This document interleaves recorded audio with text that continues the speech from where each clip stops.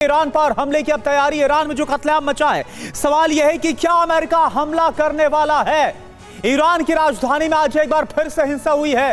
प्रदर्शनकारियों का petrol bomb से हमला, सरकारी इमारतों में आग लगाई गई है। ये देखिए आप तस्वीरें हम आपको दिखा रहे हैं। ये तस्वीरें आपके सामने है तेहरान की। यहां पर ईरान की राजधानी तेहरान में पेट्रोल बम का इस्तेमाल किया गया है, आगजनी की गई है, सरकारी इमारतों में आग लगाई गई है।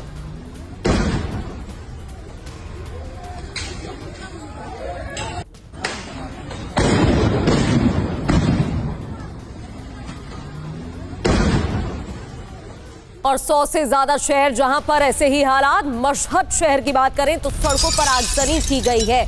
प्रदर्शनकारियों ने रोड जाम कर दिए हैं, ब्लॉक कर दिए हैं। कहीं बैरिकेड्स लगाए गए हैं, कहीं तोड़फोड़ की गई है तो कहीं आगजनी की जा रही है। ईरानी फोर्सेस से लोगों की हिंसक झड़प भी हो गई है। ईरानी फोर्स जो प्रदर्शनकारियों को खदेड़ने की कोशिश कर रही है, रोकने की कोशिश कर रही है। हालांकि सिचुएशन अनकंट्रोलेबल होती दिखाई दे रही है और भीड़ को बेकाबू करना मुश्किल हो रहा है ईरानी फोर्स के लिए।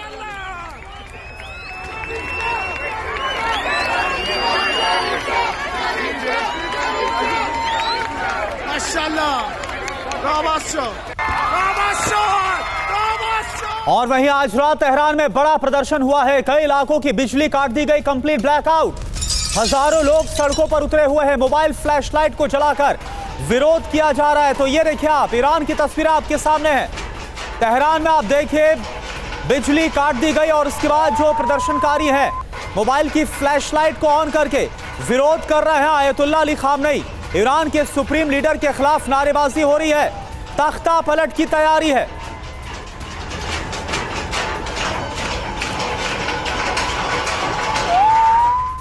तो ईरान में छिड़े गृह युद्ध की भयावह तस्वीरें सामने आ रही हैं। मेडिसिन सेंटर की बात करें तो मेडिसिन सेंटर को भी नहीं बख्शा गया है। प्रदर्शनकारियों के 100 से ज्यादा शव यहां पर लाए गए हैं। तो ये तस्वीरें आपके सामने है, ये तस्वीर आप देख पा रहे हैं मेडिसिन सेंटर की। ईरान में जो गृह युद्ध छिड़ा हुआ है, ये इसकी बेहद ही भयावह तस्वीरें। कल ही हमने आपको दिखाया था जो दावा किया गया था टाइम मैगजीन के हवाले से कि 217 लोगों की मौत अकेले तेहरान में हुई। और एक और ये तस्वीर आप देखिए जहां पर मेडिसिन सेंटर में प्रदर्शनकारियों के अब 100 से ज्यादा शव लाए गए। कोहराम मचा हुआ है। कहरीजक फॉरेंसिक मेडिसिन सेंटर है जहां पर ये शव लाए गए।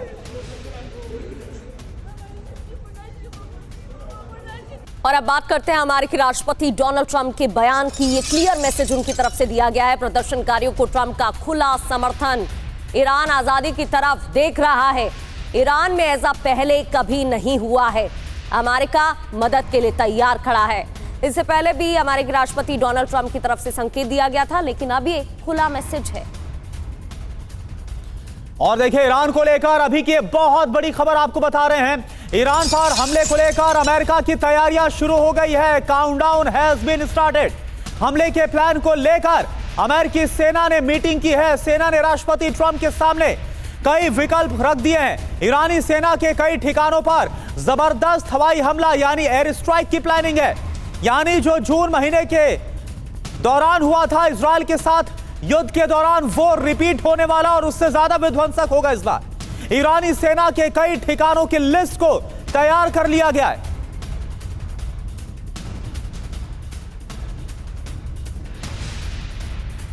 तो इसी के साथ ये सवाल भी खड़ा होता है कि ईरान पर कभी भी हमला हो सकता है क्या, क्योंकि तस्वीरें तो वैसी ही नजर आ रही हैं। ईरान के मुद्दे पर यूएस में बैठकों का सिलसिला जारी है। डोनाल्ड ट्रंप की सैन्य अधिकारियों के साथ मीटिंग पर मीटिंग हो रही है।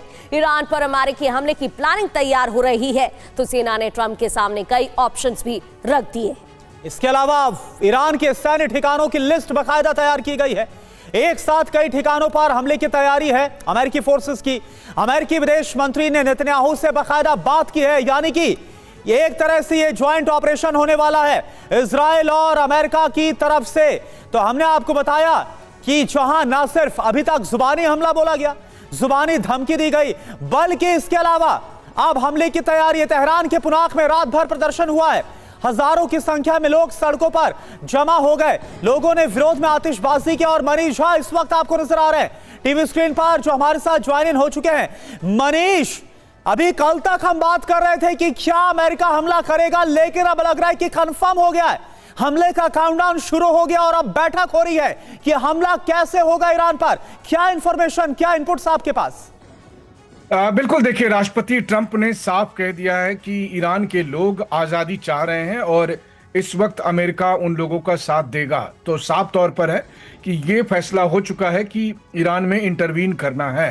कब, कहां, कैसे इंटरवीन करना है, ये इसके लिए तैयारियां चल रही है, बैठकें हो रही है और ये फैसला लिया भी जा चुका है। बस उस मोमेंट का इंतजार किया जा रहा है, उस फाइनल मोमेंट का इंतजार किया जा रहा है। इस बीच ईरान के लोगों को बार बार प्रेसिडेंट ट्रंप के द्वारा या अमेरिकन तमाम अथॉरिटी के द्वारा बयान देकर ये बताने की कोशिश है कि हम लोग तैयार हैं, आप बस इसी तरह लगे रहिए, जमे रहिए, सड़कों पर इसी तरह उतरे रहिए और फिर जिस समय उचित समय आएगा उस समय आप हमें ईरान में पाएंगे।